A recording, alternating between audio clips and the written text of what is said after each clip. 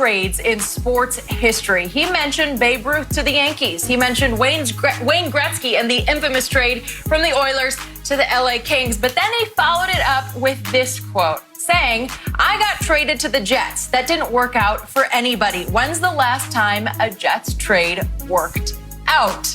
Shannon, strong words here from Tebow. Why is he taking shots at the Jets? Again, Shannon Sharp is right. I keep telling you, Skip. See, Skip Bayless wants people to believe that some of his most cherished athletes do not have emotions and are not sensitive. And that didn't bother him. He did. Oh, yes, it did. Oh, yes, it did. But I ain't got no problem with what he's. I don't have a problem that him being upset that the trade didn't work out. I got a problem with him comparing himself to Babe Ruth and Wayne Gretzky. Tim Tebow, are you high? There is nothing. Babe Ruth comparison, Wayne Gretzky comparison. Skip, that should never. Skip, if you do not get on Tim Tebow for comparing himself to Babe Ruth and comparing himself to Wayne Gretzky, Skip Bayless, I'm gonna be very ashamed of you. I'm gonna be very ashamed.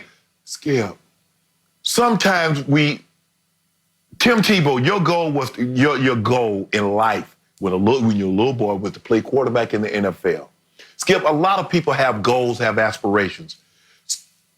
If you play, everybody's not going to have a 20-year career like Tom Brady, 21 years now, and 20-year career like Drew Brees.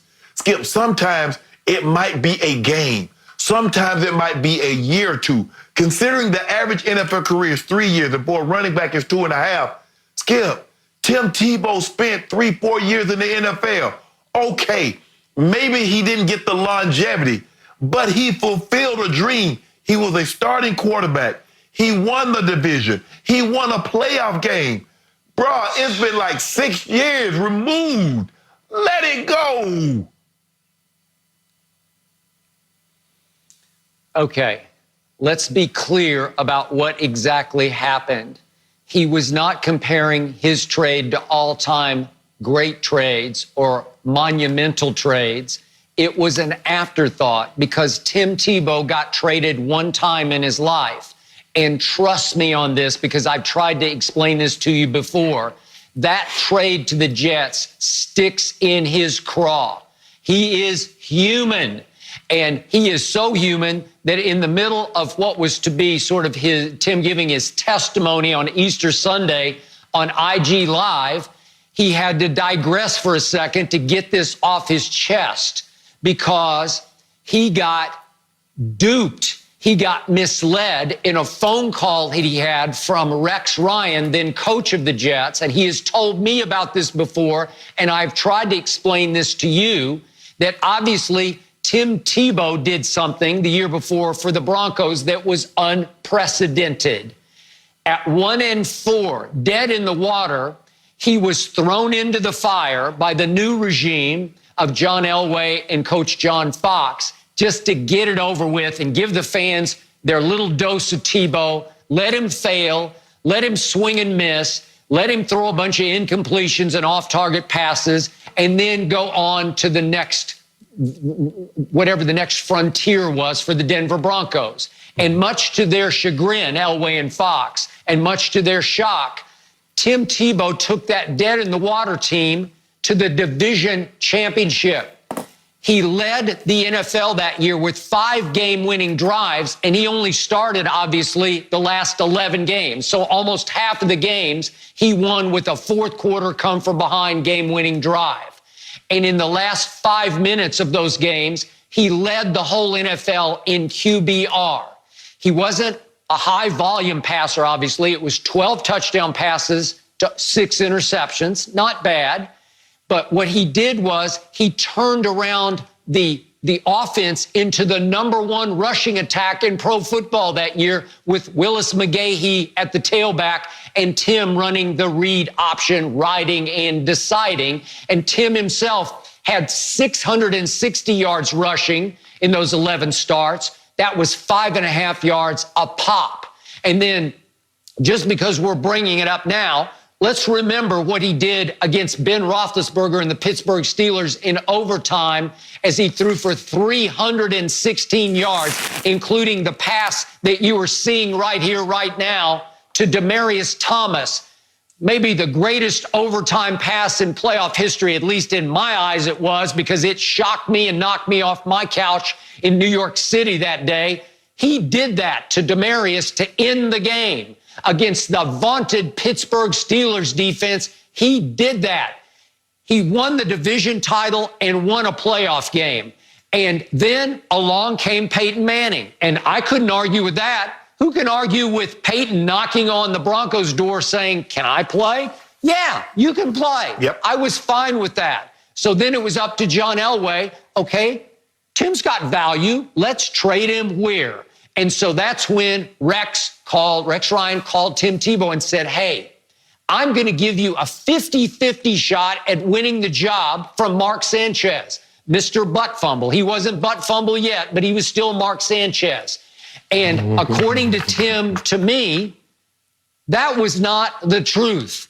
Tim never got any chance to start a game for the Jets, who next year went 6-10. Tim was a gadget guy who got to throw 8 passes that year and completed 6. But they were going 6-10 with Mark Sanchez starting 15 games and Greg McElroy the other game, the 16th game.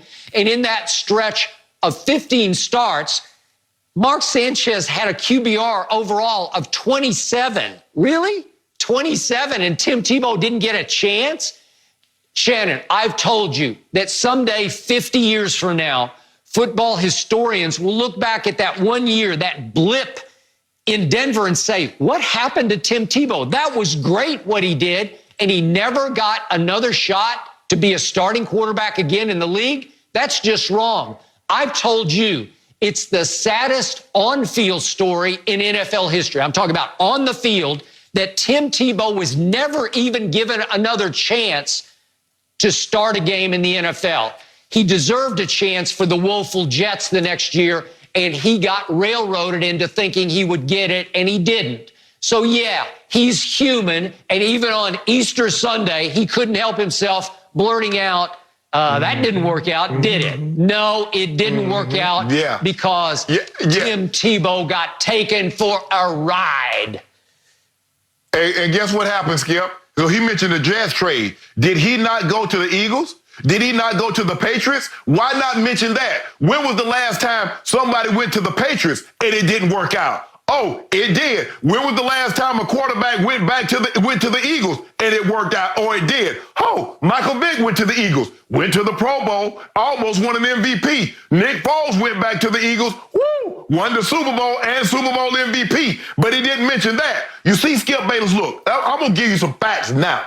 There were times in practice, Tim Tebow was so bad that John Fox told the defense, do not try to intercept the ball, do not knock down the ball. And see, what happened, Skip, is that he took that kind of practice habit to the Jets. The Jets saw him practice and said, there's no way we can put him into the game. Now, I will give you this, Skip.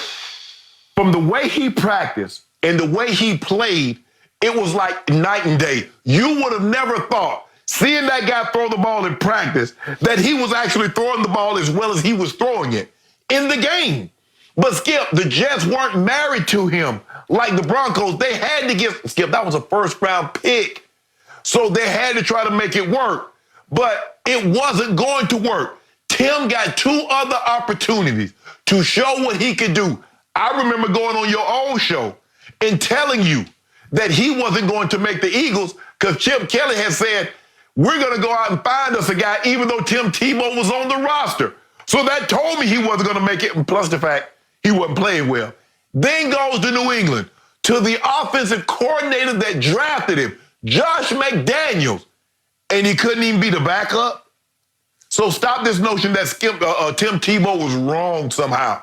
Tim Tebow got everything out of his ability, although it was one good year. Skip, we've seen a lot of great success stories that only last 1 year. That was Tim Tebow. It's time to move on. That baseball dream isn't going to happen, so now it's time to just move on with your life. He's married. I'm sure kids are coming down the pipeline soon. Ta-da, it's over. Shannon Sharp, I told you Yes. that Tim Tebow was always a terrible practice player at the University of Florida. What did I say in the award-winning All He Does Is Win video that won the Webby Award that's sitting right behind me somewhere? You can't see it, but it's right here on the shelf behind me. Take it What down. were the first lines of that video? Yeah, I'll take it down.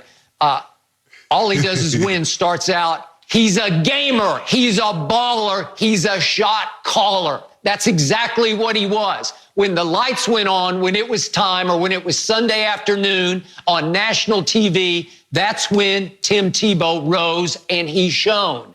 So the point was, when he didn't get a shot with the Jets, Bill Belichick loves Tim Tebow, so he brought him to camp the next year, and trust me, I watched every minute of every preseason game. Tebow was really good. And in the final preseason game, the fourth one in Foxborough, he led a game-winning drive that won the fourth preseason game. But there was no way they were going to keep him. I think, if memory serves, the backup was Ryan Mallett, I think, at that point for the Patriots. I could be wrong about that. But they're a drop-back passing team, and they're not going to have a backup quarterback, and they're only going to keep two, who is a read option quarterback. You're just not going to do it behind Tom Brady, the GOAT of drop-back passer. You're just not going to do it. You can't suddenly, in midstream, change your offense. If Tom happened to, knock on wood, get hurt in the second quarter, you can't say, Tim, go in and run the read option. You don't even practice. It's not even in your repertoire. They did it as a favor to Tim to showcase him.